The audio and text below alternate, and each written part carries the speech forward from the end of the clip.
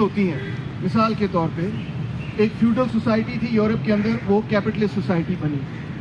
تو اس کی جو اکنامک ٹرانزیشن ہے, یعنی کہ جو معاشی نظام میں تبدیلی ہے, اس میں در حقیقت صدیاں گزر جاتی ہیں. سرمایہ داری نظام کوئی ایک دن میں تو پیدا ہو نہیں سکتا.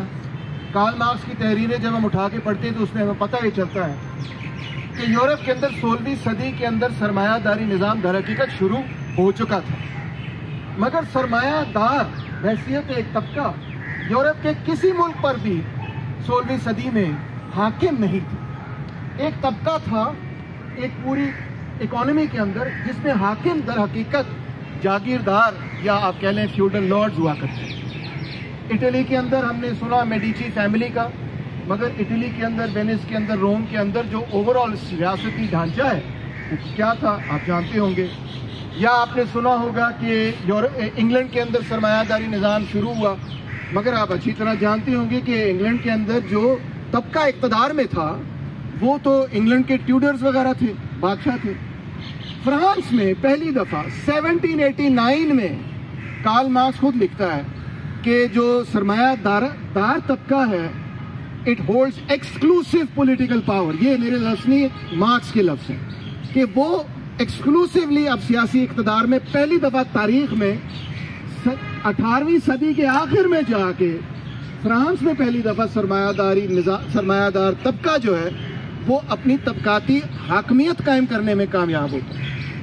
اور پھر بھی اس کو اس کے لیے تقریباً 40-50 سال جنگ لڑنی پڑتی, نیپولیونک ریولوشنری وارز, بربن ریسٹوریشن, 1848 کا انقلاب وغیرہ وغیرہ. اور جب سرمایہ داری طبقہ اپنا سیاسی اقتدار قائم کر لیتا ہے 19ویں صدی میں جا کے, تو اس سے کہیں پہلے 3 صدیاں پہلے سرمایہ داری نظام آلریڈی سوسائٹی میں ڈیولپ ہو رہا ہے, اور پھر آخر میں جا کے سرمایہ داری طبقہ جو ہے وہ سیاسی اقتدار حاصل کرتا ہے. اب لینن یہ لکھتا ہے کہ محنت کش طبقے کے لیے یہ جو سیکوینس ہے, سیکوینس پہ غور کریں کہ پہلے معاشی تبدیلی ہوئی اور سیاسی تبدیلی معاشی تبدیلی کے نتیجے میں رونما ہوئی. یعنی کہ سرمایہ داری نظام پیدا ہو گیا تھا معاشی لیول پہ, اور پھر جا کے سیاسی لیول پہ سرمایہ دار طبقہ جو ہے وہ حاکم ہو گیا. لینن لکھتا ہے کہ جہاں تک محنت کش طبقے کا تعلق ہے یہ سیکوینس الٹ ہے. یعنی کہ غور سے پھر سے سنیں کہ جو فیوڈلزم سے کیپٹلزم کی ٹرانسفارمیشن ہے اس میں جو سیکوینس ہے اکنامک ٹرانسفارمیشن کا اور پولیٹیکل ٹرانسفارمیشن کا, وہ یہ ہے کہ اکنامک ٹرانسفارمیشن پہلے ہوئی اور پھر پولیٹیکل ٹرانسفارمیشن ہوئی. اور لینن یہ لکھتا ہے کہ یہ سیکوینس پرولٹیرین ریولوشن کے لیے ریورسڈ ہے.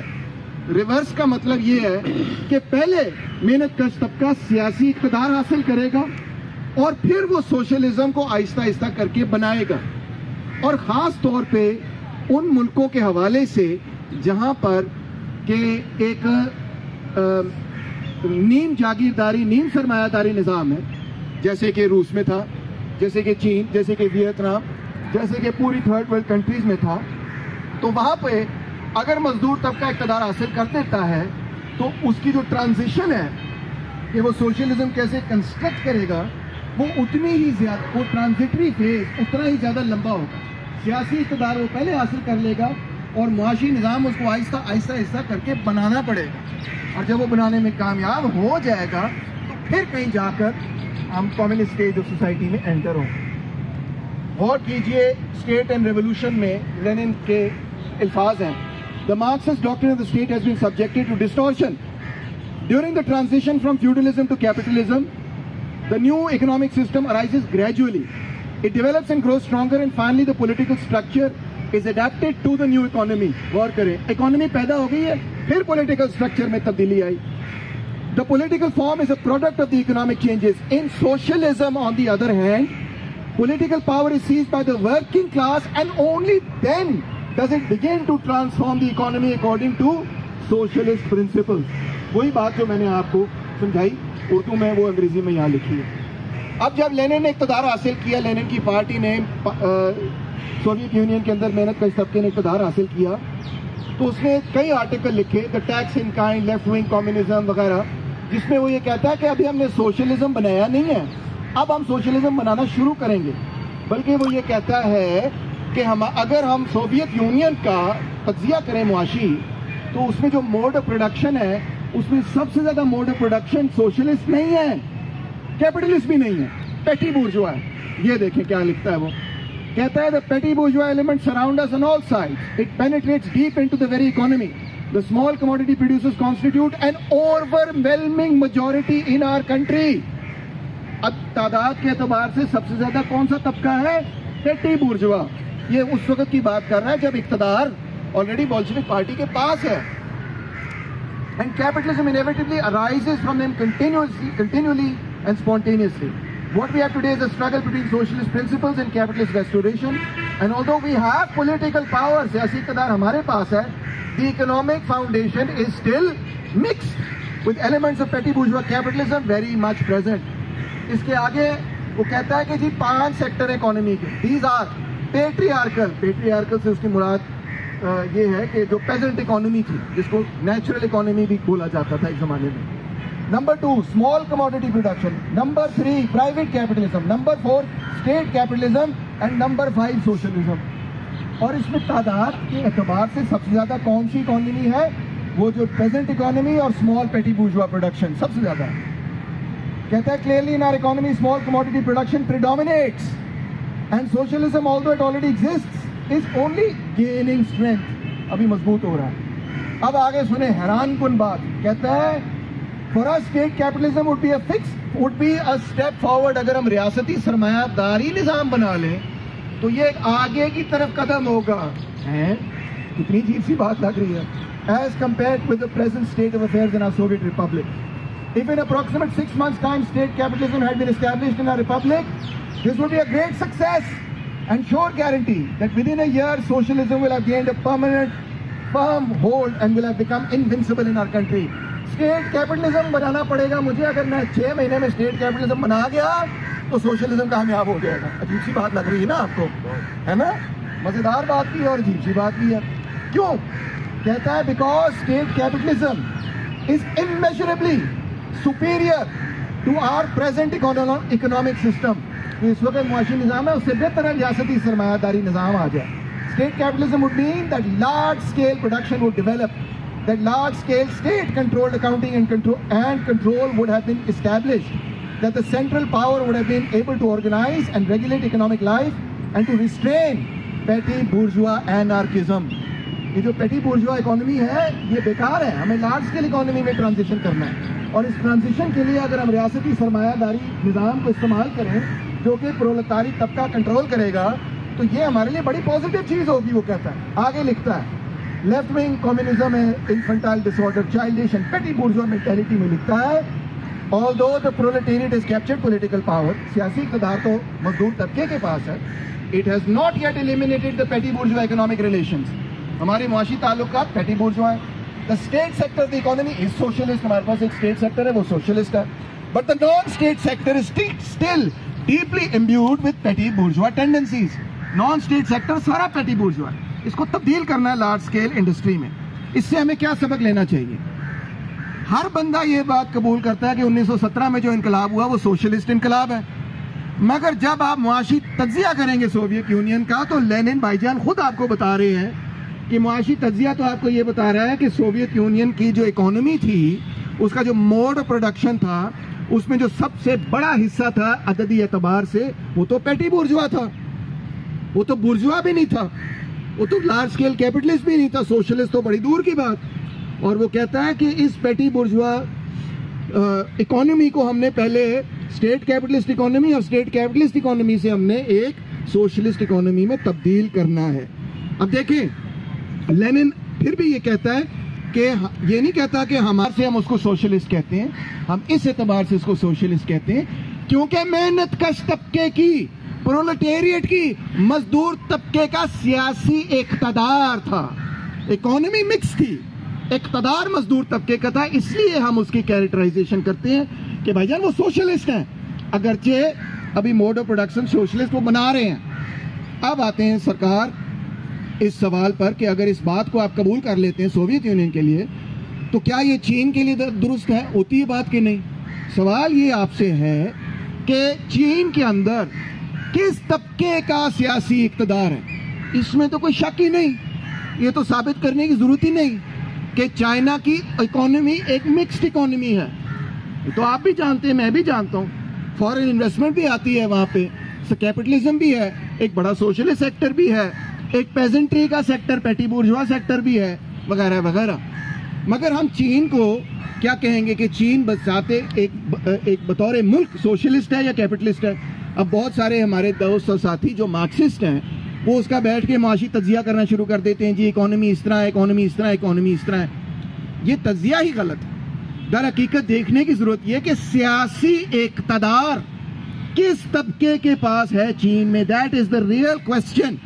لینن نے بھی کوشچن اسی طرح ایڈریس کیا نا، اسی وجہ سے اس نے کہا سوویت یونین سوشلسٹ ہے، کیونکہ اقتدار محنت کش طبقے کے پاس. تو بھائی دوستوں، میں آپ کو بتانے یہ آیا ہوں کہ چائنا کا سرمایہ دار طبقہ اگرچہ موجود ہے مگر سیاسی اقتدار چائنا کے سرمایہ دار طبقے کے پاس نہیں ہے. وہاں کے بلینئر ٹریلینئر جو ہوں وہ اس طرح سے پیسہ پھینک کر اقتدار میں نہیں آ سکتے جس طرح ڈونلڈ ٹرمپ اقتدار میں آ سکتا ہے. وہ میڈیا کو اس طرح کنٹرول نہیں کرتے. پورے کے پورے چائنا میں اگر کوئی ادارہ ہے جو چین کو چلاتا ہے، کنٹرول کرتا ہے، تو وہ ہے کمیونسٹ پارٹی آف چائنا. اور کمیونسٹ پارٹی آف چائنا کا اپنا ایک نظام ہے. ان کے 100 ملین ممبرز ہیں. ابھی حال ہی میں انہوں نے اپنی 100 سال تاریخ کی منائے ہیں، جدوجہد کے بھی منائے ہیں. اور وہاں پہ اگر آپ نے پولیٹیکل بیورو یا سینٹرل کمیٹی کے لیول پہ یا لیڈرشپ کے لیول میں آنا ہے تو آپ کو وہاں پہ نیچے پہلے پارٹی ممبر بننا پڑتا ہے. پھر پارٹی ممبر بن کے آپ آہستہ آہستہ اگر اچھا کرتے ہیں ووٹ لے کے آپ اوپر آتے ہیں. اور آپ کی ان کا ایک پورا کارڈر ایویلویشن سسٹم ہے. پڑھ کے سناتا ہوں. They assess officials based on their performance, political loyalty, ability to maintain stability and economic growth in their assigned regions or portfolios. Officials often start their career in lower level party positions or regional governments, gradually moving up through the ranks to leadership roles at the provincial or ministerial level. Experience in key areas such as coastal economic powerhouses or politically significant provinces or sectors such as finance, military, security are critical for political bureau membership. یہ جو political bureau اور central committee میں China میں لوگ بیٹھے ہوئے ہیں وہ سرمایہ دار نہیں ہیں، وہ پبلک سرونٹس ہیں جنہوں نے اپنی زندگیاں لگائی ہوتی ہیں کسی ایک ایریا کو ٹھیک کرنے میں، پاورٹی ختم کرنے میں، ڈیولپمنٹ لانے میں and so on. جی زپنگ جیسا بندہ پولیٹیکل بیورو میں سے آنے سے پہلے جس پروونس کو چلا رہا تھا وہ پروونس ملینز آف لوگوں کا پروونس تھا، ایک پورے ملک کو ایک طرح سے چلا رہا تھا. اور اس پولیٹیکل ایکسپیرینس کی بنیاد پہ وہ آیا. چین کی کمیونسٹ پارٹی کے پولیٹیکل بیورو میں ایک بھی سرمایہ دار نہیں ہے. یس، ایک بھی بندہ ایسا نہیں ہے جس کے بارے میں آپ کہہ سکتے ہیں کہ یہ ایک کیپٹلسٹ ہے. وہ سب لوور رینک سے بڑھتے ہوئے آئے ہیں اور وہاں کی ریاست، وہاں کی پارٹی، وہاں کی اکنامک ڈیولپمنٹ کرتے آئے ہیں، مگر بذات خود وہ کیپٹلسٹ نہیں ہے.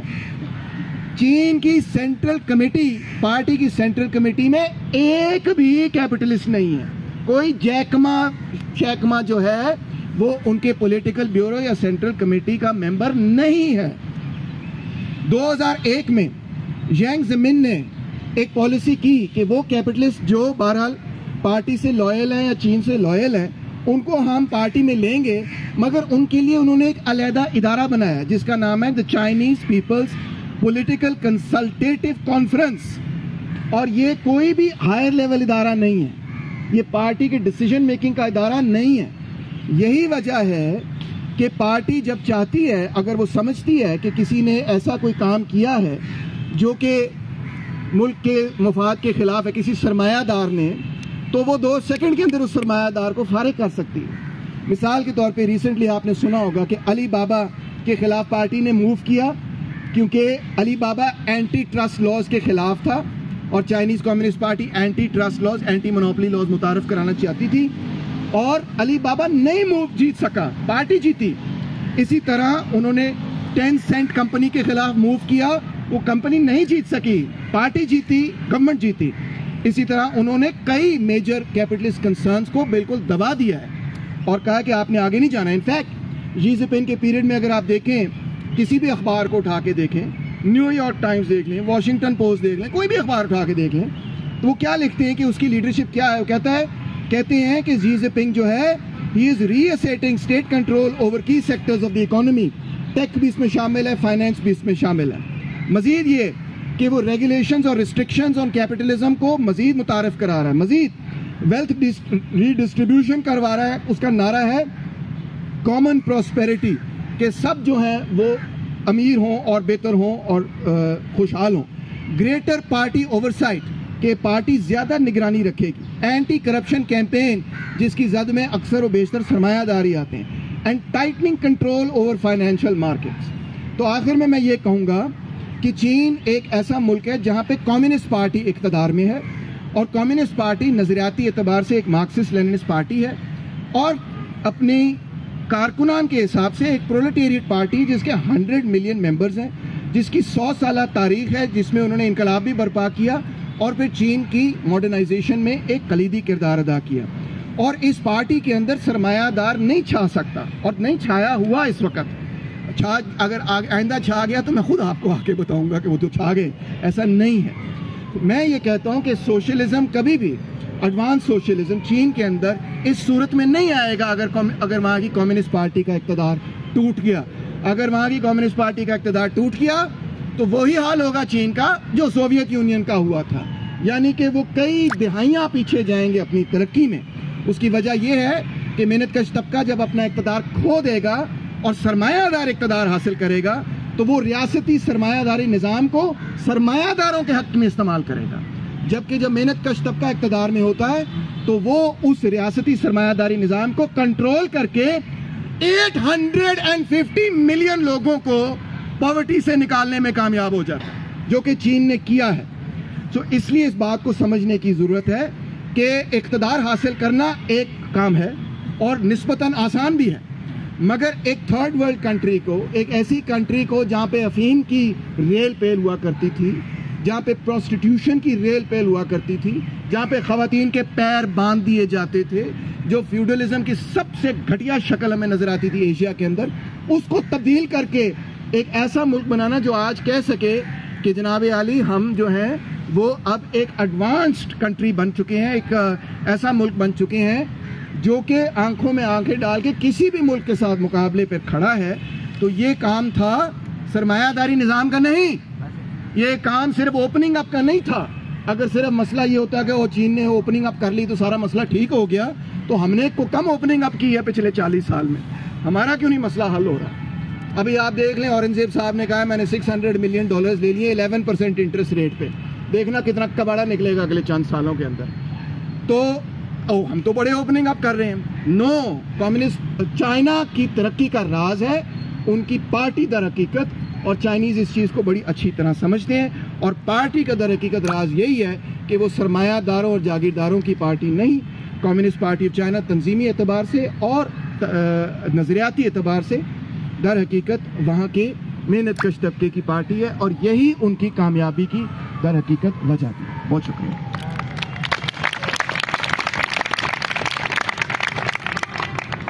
بہت بہت شکریہ. ایک تو میں سب کا شکریہ ادا کروں گا جو آپ لوگ انتظار بھی آپ لوگوں نے کیا, اس کے لیے معذرت. دوسرا, Pakhtunkhwa student organisation, national student movement اور